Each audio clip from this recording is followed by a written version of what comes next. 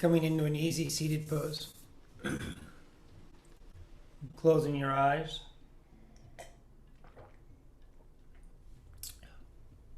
Elongating your spine. Feeling the sit bones into the ground. Feel the crown making its way up towards the sky. Begin to breathe deeply through your nose into your belly. Letting the belly rise away from the spine on the inhale breath. Letting the belly fall back down towards the spine on the exhale. Inhale, belly rising. Exhale, belly falling.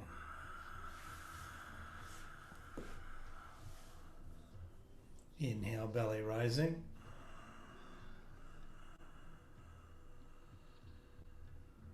Exhale, belly falling. And soften the shoulders. Soften the face. Lengthen the spine. Inhale. Exhale. Inhale. And exhale. Soften the shoulders a little bit more. Lengthen the front side, so you're sort of elongating that distance between the pubis bone, the sternum, the eyebrow center, all the way up through the crown. So you feel the spine elongating up. At the same time, the shoulders are relaxing, the face is relaxing, the arms are heavy, the thighs are heavy. Just feel yourself landing here, but also lengthening up, landing, lengthening up, landing, lengthening up, starting to open up Sushumna, open up that central energy channel, and at the same time, relaxing, settling. Chin pulls back, aligning the crown over the spine, lengthening up, inhaling and exhaling deeply through the nose. Chest and belly rising on the inhales. Chest and belly falling on the exhales. Chest and belly rising on the inhale. Chest and belly falling on the exhale. Inhale. Exhale. Now begin to breathe in through a puckered lips, like you're breathing in through a straw through the mouth. And exhale out, strong, kind of steady breath through the nose. Inhale through the straw.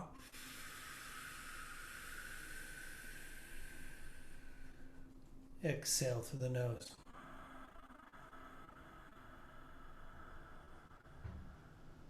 Inhale through the straw.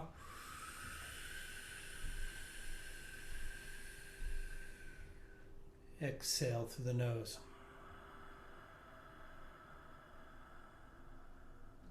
Inhale through the straw.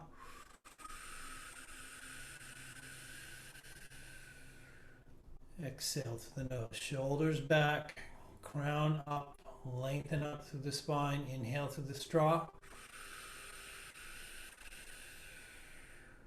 Exhale through the nose. So nice, steady, kind of a strong breath. Engaging a little ujjayi on that exhale. Inhale through the straw.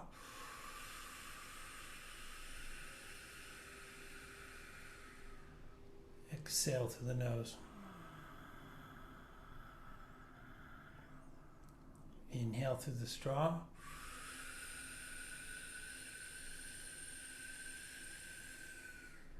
Exhale through the nose.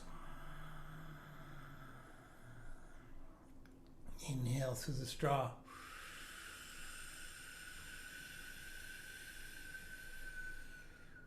Exhale through the nose.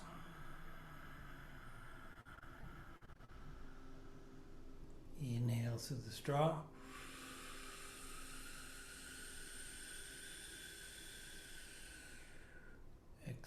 through the nose.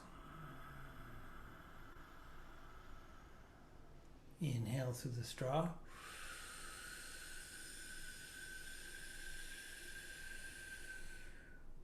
Exhale through the nose.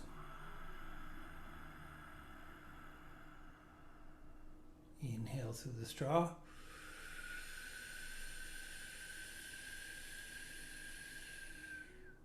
Exhale through the nose. Soften the shoulders. Lengthen the spine. Inhale through the straw.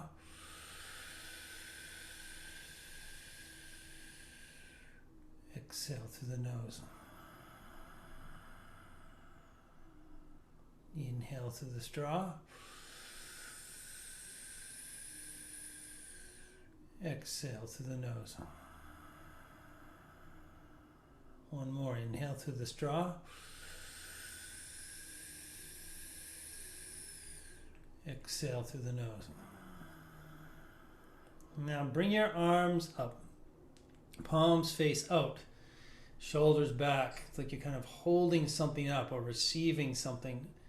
When you're kind of holding it up, elbows down, chest up, crown up. We're going to just breathe through the open mouth, through a little bit wider than the straw. So the O shape, but a little bit bigger, like now kind of like a garden hose. So it's like this.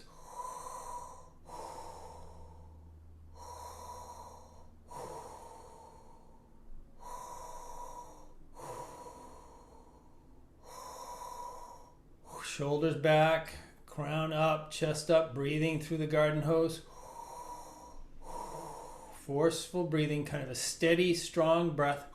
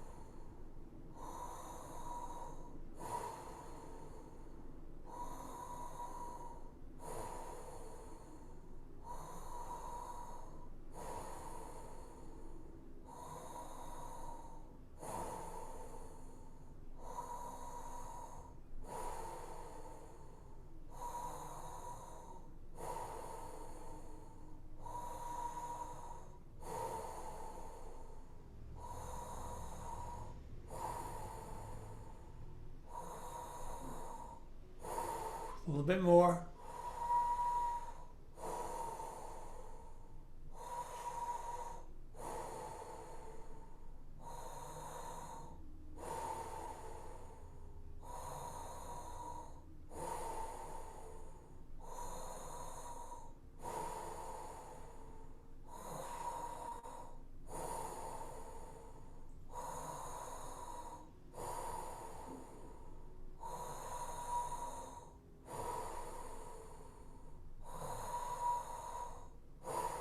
Inhale, hold. As you exhale, bring your arms off to the sides. Stretch out through the arms. Stretch out, stretch out, stretch out, stretch out. Pull the shoulders. As you exhale, turn your left palm down. Your left palm down towards the ground. The right palm stays up towards the sky, connecting into that sky, heaven energy. The left hand connecting into that grounding magnetic field energy.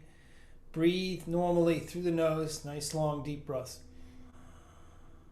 Just soften here. Shoulders reach out through the arms nice and strong. Palms open wide. Breathe deeply, balancing the energies from the earth and the sky, the heavens. Connecting into the ground, connecting into the heavens at the same time. Breathe deeply. Inhale. Exhale. Inhale. Exhale, holding the position. Inhale. Exhale. Inhale. Exhale. Shoulders back, crown up. Inhale. Exhale. Inhale. Exhale. Inhale. Exhale. Shoulders back, chest up, crown up. Feel the connection into the ground. Feel the connection into the sky. Keep breathing. Keep letting the energy build. Inhale. Purifying. Inhale. Exhale. Inhale. Exhale. Inhale. Exhale.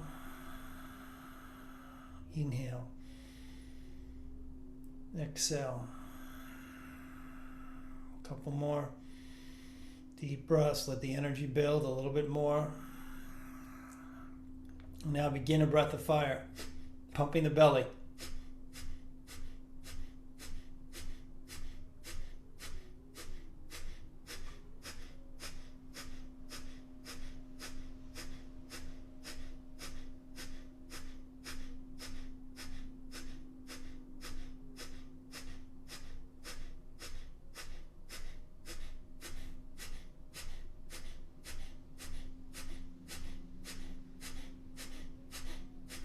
A little bit more.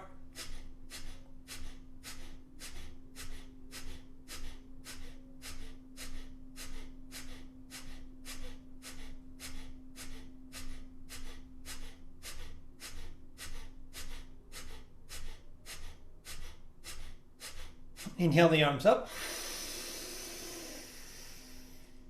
Hold the breath. Engage. Reach up. Hold. Exhale, blow the air out and fold forward. Hold the breath out. Slowly rise up while holding the breath out. Hands onto your knees. Lengthen up through the crown. Chin lock, root lock. Hold and pull towards the crown. Exhale, release the breath.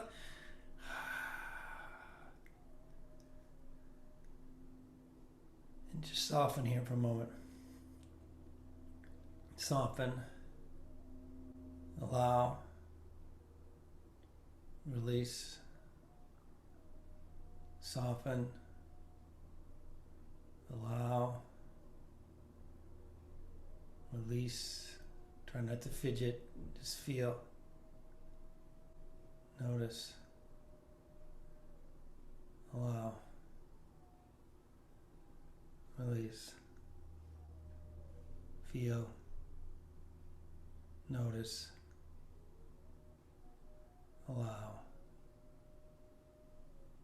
release.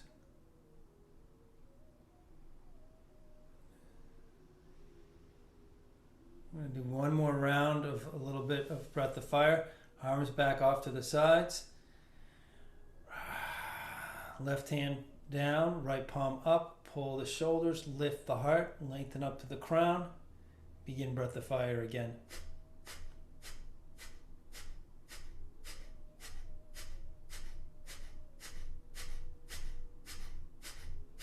Get that energy going in the lower chakras, base of the spine, pelvis, belly.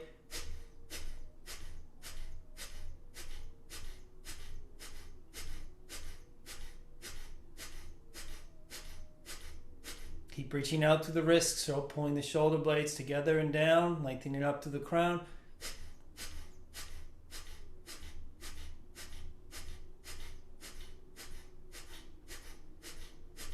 A little bit more.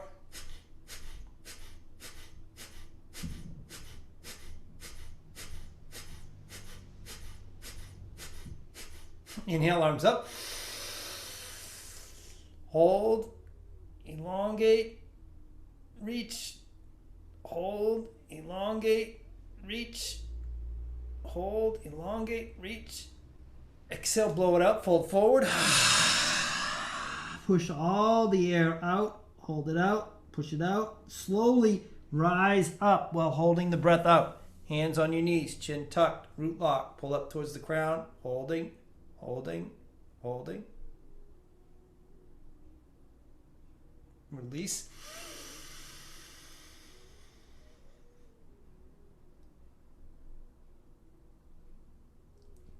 And just explore here now, letting go. letting go, softening the shoulders. Keep the spine elongated. Just notice the energy moving, swirling through the spine, through the body, through the auric field. Just stepping back, watching, noticing the energy body, that sort of effervescence of the body beyond the physical. That sort of transient body between the ethereal and the physical, that energy body.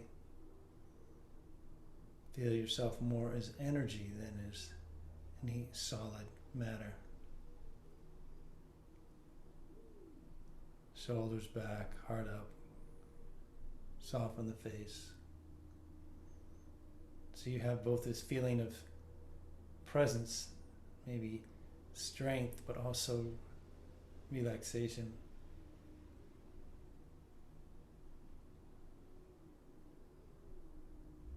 Letting go, letting go, letting go some more. Letting go of identification with the body, with the thoughts. You are the witness.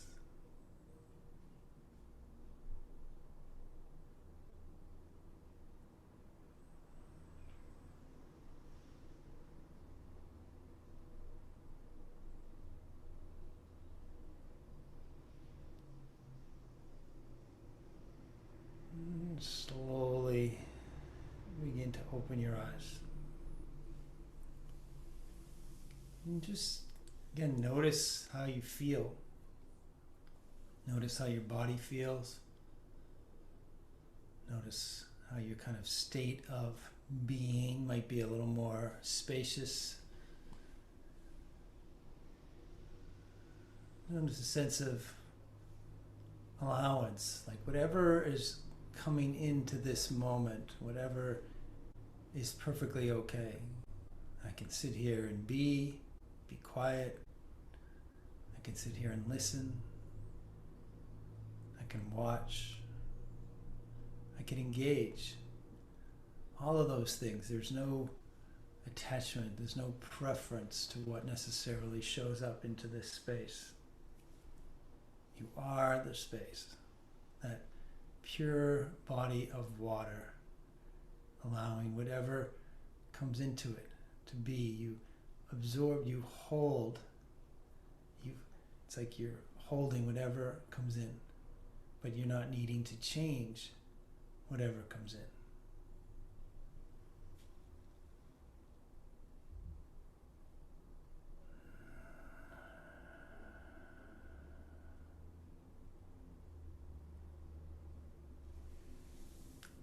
So we're going to begin our journey now into the niyamas, which I like this transition. As you kind of dive more into the yamas and the niyamas, you kind of you get a little bit more each time you do any practice, really. Even if you're doing the same practice over and over again, which many spiritual traditions, they don't really change their practice much, right? They don't have a variety of practices. They just have practices and they do them over and over again.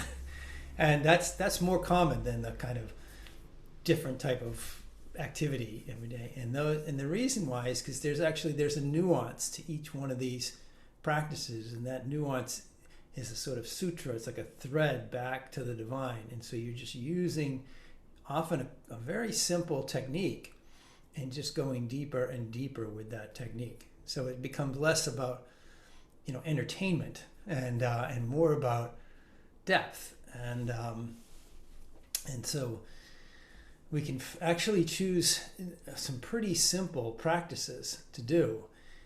Simple in terms of accessibility and in terms of not being overly complicated, that will actually take us very, very deep into ourselves and into our reality. And so as we shift from the yamas, which, as I've mentioned a couple times already, are sometimes referred to as the restraints, right? They're referred to as the things we're not supposed to do, So we're not supposed to do harm, right, to ourselves. Ahimsa means not. Ahimsa means violence, right? So not violence. That makes sense, right? That's our first lesson. Saucha, the truth, meaning really is don't lie, right? So don't deceive ourselves, right? So that again makes sense. Third one is steya. Steya is to take, right? So non take, don't steal, right?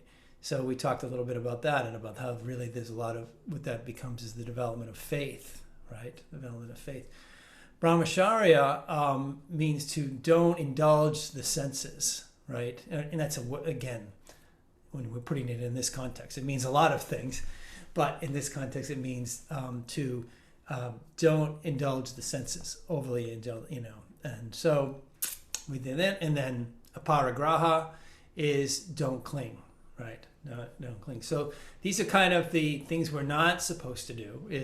And again, we look at them, they're way more deep than just that, right? And we've spent a lot of time already exploring them. And now we move into the observations. And so these are the things we're supposed to do. So the first thing we're supposed to do is Saucha, which translated as purity, or to purify. And, this can kind of seem esoteric, or I don't really know what they're talking about here. But really, as I said, it means to, kind of in a layman's terms, it means clean up your act. And this kind of makes sense, right? We need to kind of we've got ourselves so cluttered up in some ways, and we've got ways we're not really taking care of ourselves in our space and our relationships in ways which are not going to lead us to enlightenment, right? And we're not going to be able to get there with all this kind of baggage and attachment. And so it starts to say clean yourself up, and there's a whole bunch of ways to do that, right? So we can clean up our speech, right? We can clean up, be more mindful in our words, and that's one of the 4 agreements, Miguel Luis, to use integrity with our speech.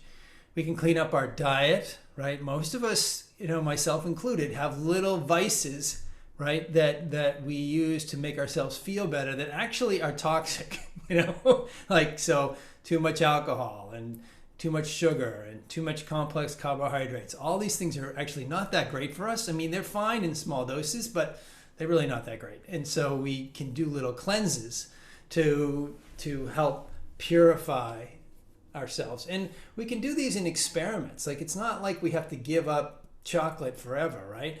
But we do little fasts, little cleanse, and we notice the difference. And when I've done this, and I've done this, now dozens of times, experimented with these things, I do feel better. I feel more alive. It's not that I don't like those things. It's just that when I start to clean myself of those things, there's a kind of vibrancy that starts to happen that I'm aware of. And I'm like, oh, I like this vibrancy. And then I stay in it for a while. And then, I have my chocolate again, And so it's like this little dance back and forth. But if you were a renunciant, for instance, someone who was really living in an ashram setting or something like that, you would give up those things for a long time, and because that they actually lower your energy level and lower your awareness, right? And so you would, not want to go there. So you start to clean up those things in our lives. We just start to have less of those, or sometimes we just go on little cleanses for a while where we're not going to do those things in their experiments to notice our energy. One of the things as I was diving into this teaching is I was reminded of something one of my teachers said, is that God is essentially a high state of vibration, a high state of energy, right? And so what we're trying to do as yogis is get our energy up to God, up, raise energy. I mean, what's all this stuff? This is all about getting more energy, getting more prana. And I'm going to talk a little bit more about why we chose this meditation as well this morning, because so there's things in yoga called the Shat Kriyas, and the Shat Kriyas are, again, these sort of cleansing Kriyas, these sort of things. You might have heard of neti, where you pour water through your nose, and also there's like you put strings in, and it's all kinds of stuff that was designed by yogis to help cleanse the body, cleanse and ultimately cleanse the mind. So these things are cleansing practices, breath of fire and everything like that. It's clearing the energy lines, getting that, raising the energy up, right? Building our capacity for more energy. Of course, there's more sensation too, right? So you start feeling sensation. That's our body is actually, it's almost like we're detoxing, right? It's like when you stop having alcohol or stop having sugar or something like that, there's going to be this period of discomfort, right? Or caffeine, another good example, right? But what we're doing as we're getting through that discomfort is actually raising our energy, raising our capacity for more aliveness and more sensation. And we're having to kind of break through that detoxification that we have had, which actually suppresses our aliveness, suppresses our ability to be with more aliveness. And we go through, this is why, again, we do the himsa first, right? We go through this with humility. We go through, like, not beating ourselves up about the fact that we like chocolate, or our vices, but just recognizing that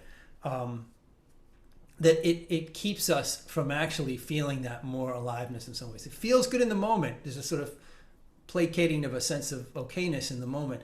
But you'll notice, and again, one of the things is we start to continue through this pandemic and didn't continue through this election and continue into winter, we have a tendency to indulge in those things more, right? So we want to feel good, so we have a cookie, as I say, and so just noticing those things, noticing those moments, and really anytime when we notice it and we forsake it is a moment of empowerment, not with some big ego thing, but it's a moment of, I am protecting my energy, I'm protecting myself, I'm taking care of myself. I mean, sugar is probably one of the worst ones, because it's just an inflammatory, and if you want to take care of yourself, not get diseases and things like that, eat less sugar, because it's, your body has to deal with that instead of keeping your immune system healthy and strong.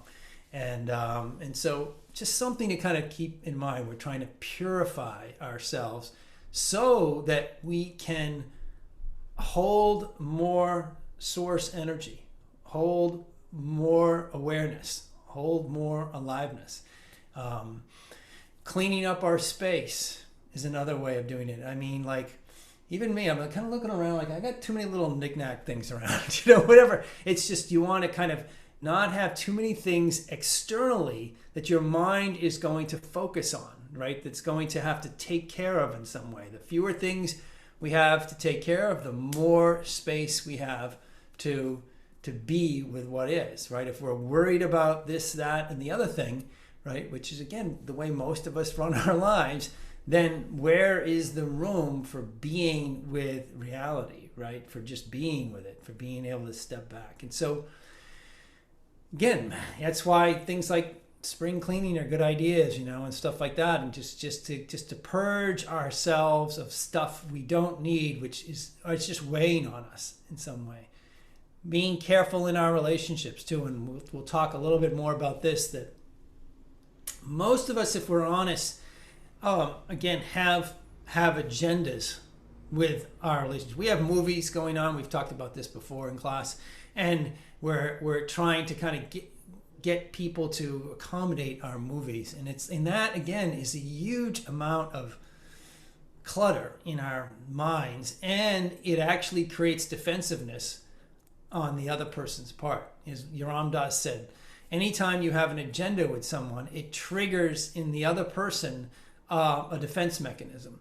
Even if they're amenable, and they're not saying I know, but they're just there's this little thing going on where it's you're making the relationship somewhat conditional, right? I want you to show up a certain way, or I want you to do this, and this again is is a kind of pressure on the relationship, and it doesn't allow it to actually fully be the way it might be. It's like we're trying to make it happen a certain way. Just something to notice. I'm not saying we do this all the time. I'm just saying that if you look at the relationships that are important to you, you may notice how this comes up. I certainly do.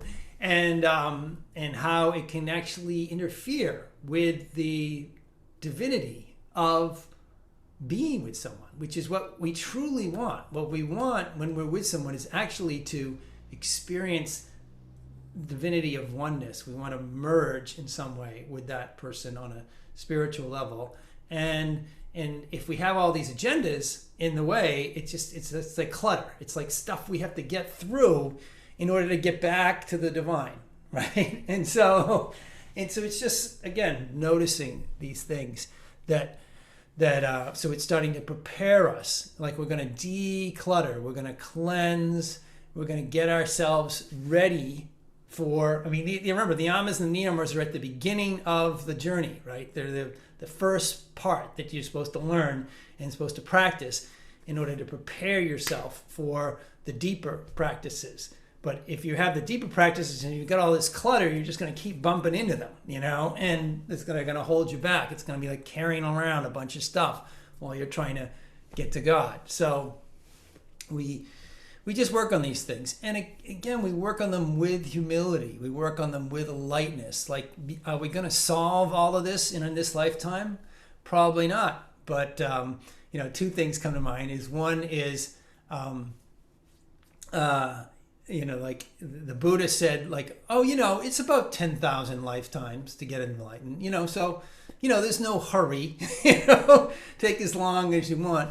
And then Ram Dass said something once where he says, once you realize that enlightenment is possible, what else are you going to do? Like, what else are we going to do? Like, it's like, we're going to like try to pretend like it's not happening.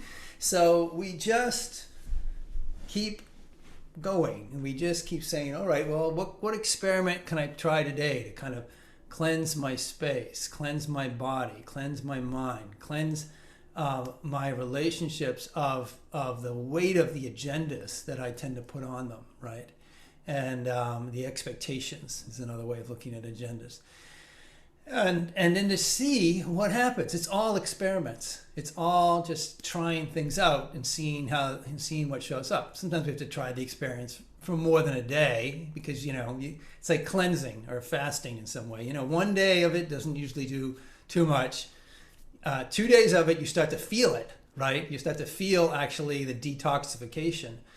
3 days is where the good stuff usually starts to happen. The good stuff starts to really kind of, the spaciousness, the clarity, the freedom starts to usually kick in about day 3. And so you try these things and see what happens. But it's I like how Saucha is kind of like, it's the beginning of the observations. And it's like, okay, you know about the yamas, you know about those 5 precepts that we're not supposed to be doing over there. Now, let's clean things up. And then we move on to some others that are really pretty cool as we get going into the niyamas as well. So we'll dive more into them as well. I think I'll just finish this little section of our discussion with a little bit of reading from Deborah Adele's book, which I am getting a lot out of, and I hope you are too. So I'll just do a little bit of reading, then I'll open it up to some thoughts, comments, questions. First, Saucha invites us to purify our bodies, our thoughts, and our words. As we purify ourselves physically and mentally, we become less cluttered and heavy. Purification brings about a brightness and clarity to our essence. Second, this guidance has a relational quality. As we purify ourselves from the heaviness and clutter of toxins, distractions, and scatteredness, we gain clarity to meet each moment with integrity and freshness. We become more pure in our relationship with each moment. The yogis place a high priority on purification. There is a great energy that lies mostly dormant within each of us. This is the energy of consciousness or awakening. Cleansing strengthens the body and insulates the mind, preparing us for this awakening of energy within us. Cleansing prepares us for the greatness of our spirit. Cleansing lightens us to experience more of the divine mystery. It may take the form of increased physical exercise or increased water intake, a day of fasting on fruit juice, or perhaps a day of cleaning out closets. Maybe we choose to spend a day purifying our tongue so that we speak nothing of harm or untruth for the entire day. What form of purifying takes, it always begins with the intention to lighten the load we are carrying. The guideline of purity invites us to move into ease, to do what it takes to get rid of this heaviness wherever we find it in our lives. Clean your body, clean your mind, clean your living and workspace.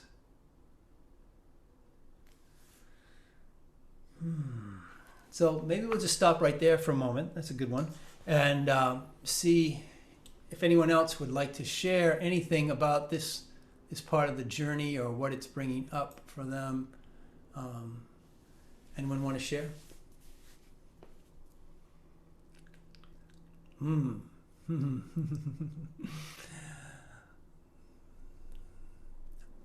Oh, here she comes. Denise is going to share. Hi, guys.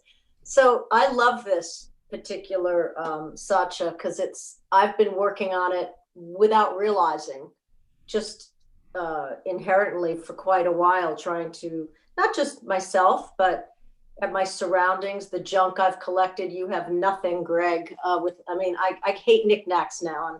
And I don't like the fact my mother has it in her house. I'm just like, I can't breathe when I go there. And it's, and I just realized this has been coming up for my family. Everyone's getting tired of the excess that's around us. And I love this because by just us talking and you talking, I started today with I'm in La La Land when we start the class and the meditating. I could lay down and call it a day.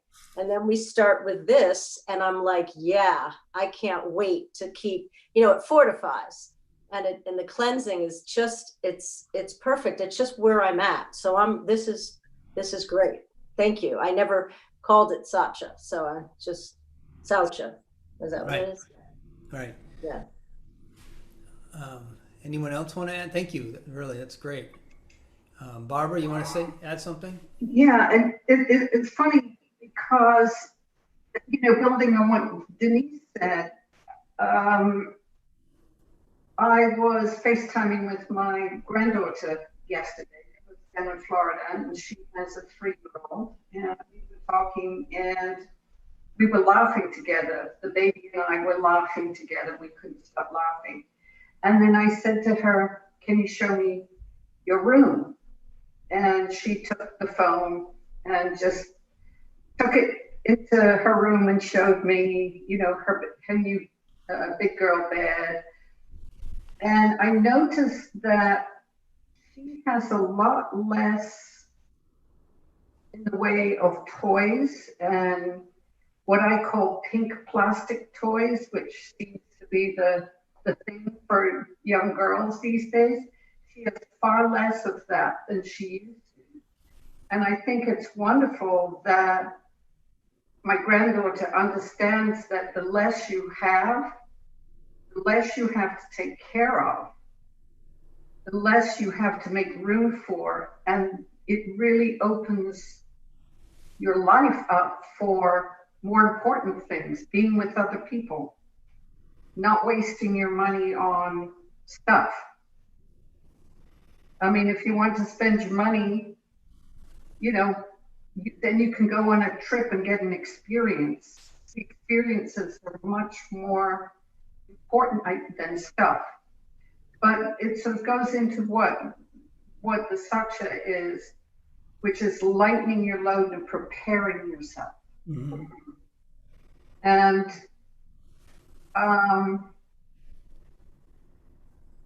like Denise says, I love to go and purge. I love purging stuff. It's great. And give it away or give it to Goodwill, you know, so they can sell it and give the money to somebody else that will make a difference in somebody else's life. We don't need this stuff. I mean, even I look around with what I've got a lot of stuff. A lot of it came from my mom, you know, and I don't need it all. And it doesn't really hold memories. It holds memories, but the memories are really inside me. They're not the stuff. And I don't know if that's what you're referring to when you're talking about purity or not. Yeah. Yeah. So, you know, I think that's both of those were really good, well said. And so I just want to kind of add to that just a little bit. Hang on just a second here. So there we go.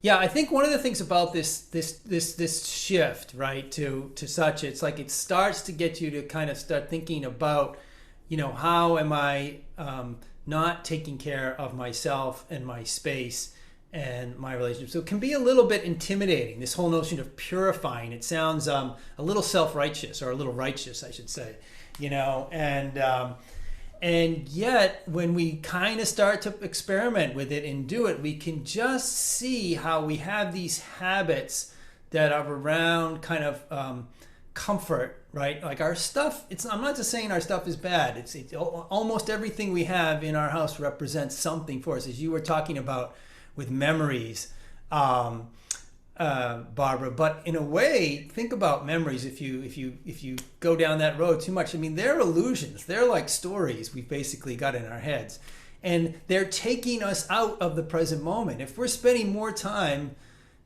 you know, not to not remember things that were pleasant, or people, or our, you know, our parents or other people who are in our lives, you know, who are important to us, but just remember that that's taking you out of what might be right in front of you in that moment, right? And so, you know, it's about how do we start to balance that, and whether you have those knickknacks or not, you're let's say from a grandparent or a parent who passed away, that parent or parent, that love that you shared with them is there regardless of the knickknack.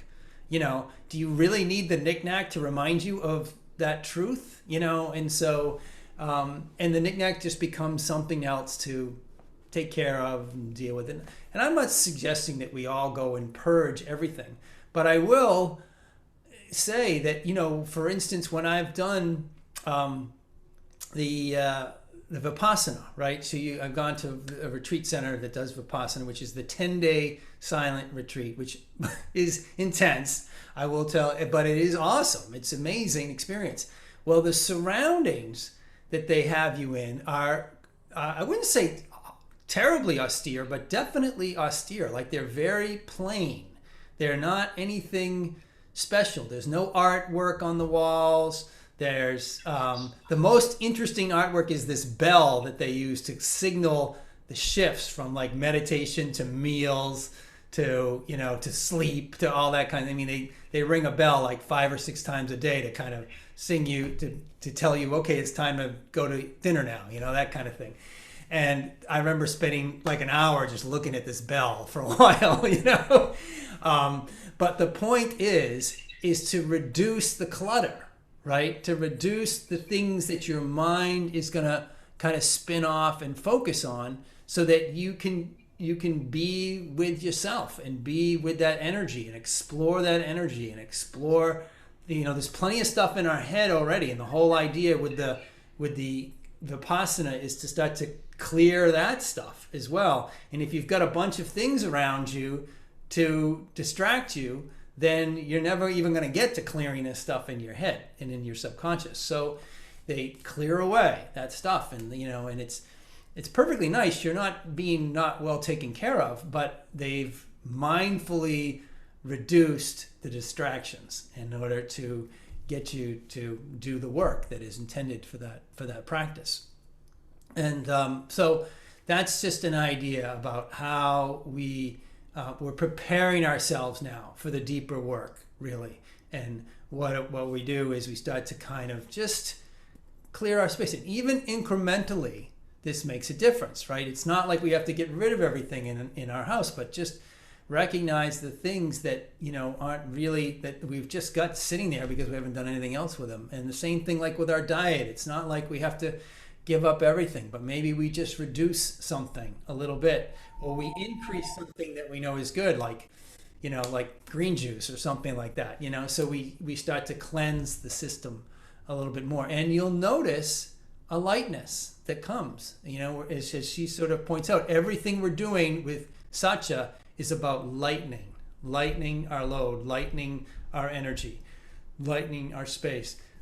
And so we just we start to move in that direction, and we'll just notice that we feel freer, we feel more space. Sometimes we don't always feel good in a way, like comfort, right? Because as we take away these things, we realize a lot of these things are part of our kind of comfort zone. They're like the insulation that we have around us to kind of actually keep us from experiencing the more aliveness. We're kind of holding ourselves in the cage, right? It's like the gilded cage. Like here we are, the dog in a cage. I've given that analogy before. And when we start taking the cage away, now we're more exposed. And sometimes that feels, it feels a little scary, right? But we have actually the wherewithal to actually be there. We can breathe into it. We've got these practices like, okay, I'm feeling uncomfortable. So what? Let me breathe and feel into it and build that capacity. Do I really need that cookie? Do I really need to, get that thing out of the dumpster and bring it back in? Probably not. And then we get sort of more free and more spacious. And this whole idea is we're moving ourselves towards availability, lightness, aliveness, presence, consciousness. So that's the idea with the Saucha. It's actually really cool and really quite powerful. It's a very sort of tangible practice, right? That makes that we can actually do something with, So maybe I'll read. We got a few more minutes. I'll read a little bit more because there's some nice stuff in this chapter, and then we'll maybe get a couple more comments. To seek purity with each moment by allowing it to be as it is. We are asked to be with life, with others, with things, with the day, with work, with the weather, as they are in the moment. Not as we wish they were, or think they should be, or expect them to be. We fail this guideline in any of our attempts to change, judge, criticize, alter, control, manipulate, pretend, be disappointed, or check out. Purity is not our attempt to make something different than it is. Rather, it is to be pure in our relationship with it as it is in the moment. So that's a pretty powerful little sentence and paragraph right there. We're training ourselves to be with things as they are and not kind of trying to manipulate them or change them in some way, and just noticing them. There's a couple of other lines here that I really liked. I want to see if I can find them. Rather than planning ourselves, what if we practiced unplanning ourselves? Instead of striving to become someone lovable, what if we loved ourselves fiercely as we are? Instead of managing ourselves, what if we loosened the reins? The question remains for each of us to answer. Can you be pure with yourself in each moment? Or, in the words of Anthony DeMello, can you leave yourself alone? Which I love this, and I don't know if you guys remember Anthony DeMello, but I've read from him before. He wrote that book, The Way to Love. and that little book that I've read in class before.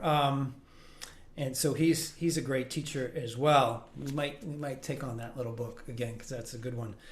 And but I love this idea of leaving ourselves alone. Like we do a lot of beating up of ourselves, and that is perhaps the impetus for why we do things which placate the moment of a deprecation. Like, again, eating the cookies, right? Or eating, it's like I'm not feeling good about myself. When I eat the cookie, I'll feel better in the moment, but in actuality, I'm making myself worse. It's like it's reinforcing the unworthiness in a way, because I know I'm actually not going to feel better in the long run, but somehow this feels better in the short run, and so it's like reinforcing this loop of self-deprecation, and so that's just something to look at. Like we surround ourselves again with the clutter in some way. However we want to look at that clutter, could be thoughts, could be whatever, could be relationships, could be anything. But what is that void filling? Right? It's filling up some not okayness in some way, and so we actually reinforce the not okayness by doubling down on the clutter, and so it's just an interesting, really beautiful way. Can we leave ourselves alone?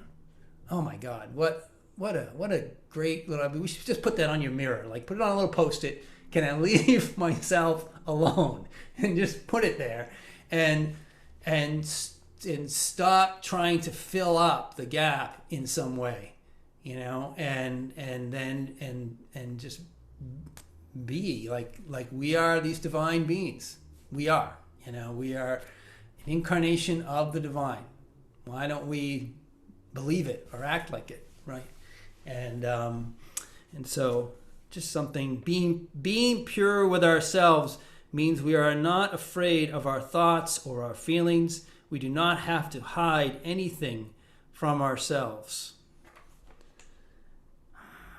We are invited to simply and fearlessly be with all the pieces of ourselves. Being pure with all the pieces of ourselves increases our staying power with our own suffering, intimacy, joy, boredom, pain, and anxiety. We become safe with ourselves, and we become a safe place for others. We become a person who can comfortably and compassionately sit with another without the need to fix them. I mean, how awesome is that? I mean, like, that's it right there. I mean, when you're in that place, you're getting pretty close to free, pretty close to enlightenment. When you're able to sit with another person and not feel a compulsion to either change yourself or change them or change the moment. It's like, you're just there, and that's getting pretty pure. That's what they mean by I am the space into which this can arrive, including this physical body and my personality and all my stuff, right? I am the space into which this arrives. That's when we start to make this transformation. We start to transform from this kind of personality running around trying to get its needs met to awareness of the personality trying to run around getting its needs met, and everybody else's, personality trying to run around getting its needs met. And so we're sort of starting to not so heavily identify with that kind of smaller self, and we're identifying with our larger, more enlightened self. So you can see how this purity it's a step. It's a sort of step in that direction.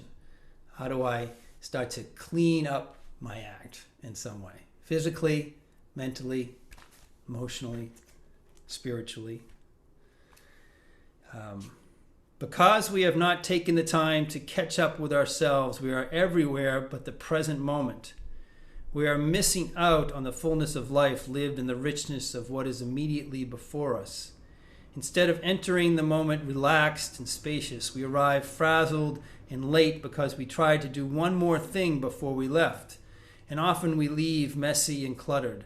already rushing off mentally to our next thing instead of breathing in a sweet closure of the moment. The practice of purity asks us to slow down, do one thing at a time. Purity embodies the slow steadiness and integrity necessary to give all of our attention to one thing at a time. As we practice slowing down and giving each thing our undivided attention, we will find ourselves more integrated and more pure with the moment. Hurrying, multitasking, and busyness, all symbols of success in our culture, are killers of purity.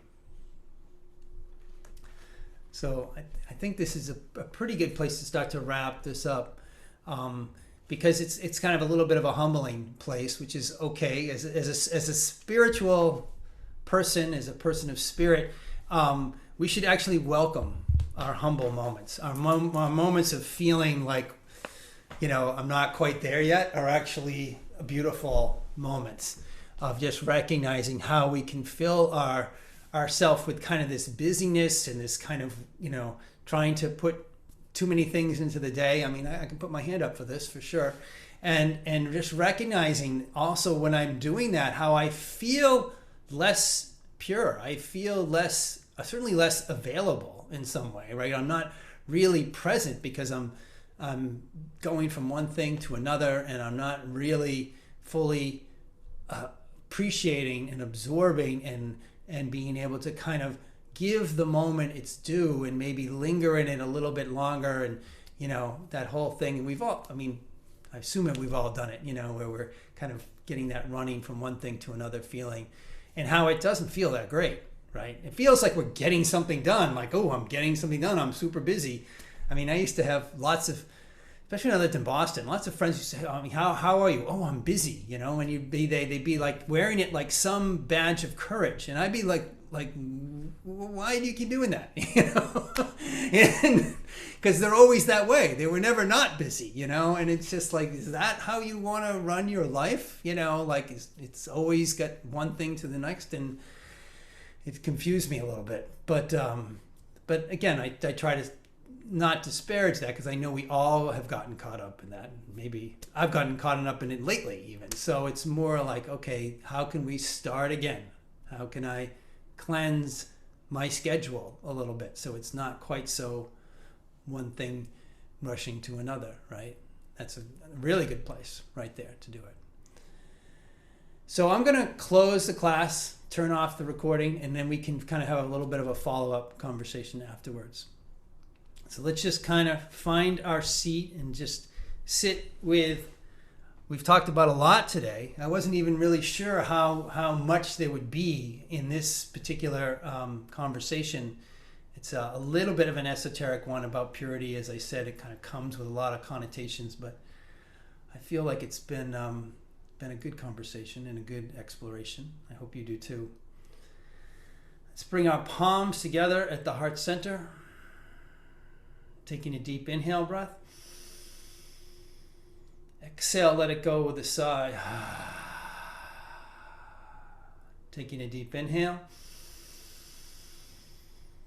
Hold, suspend, engage, pull up. Exhale with a sigh. Inhale.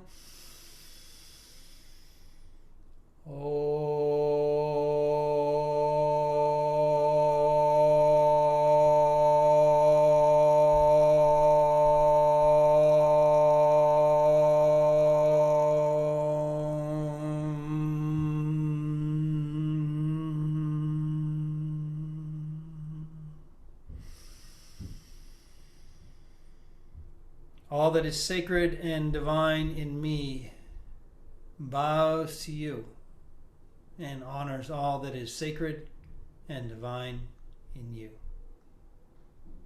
Namaste.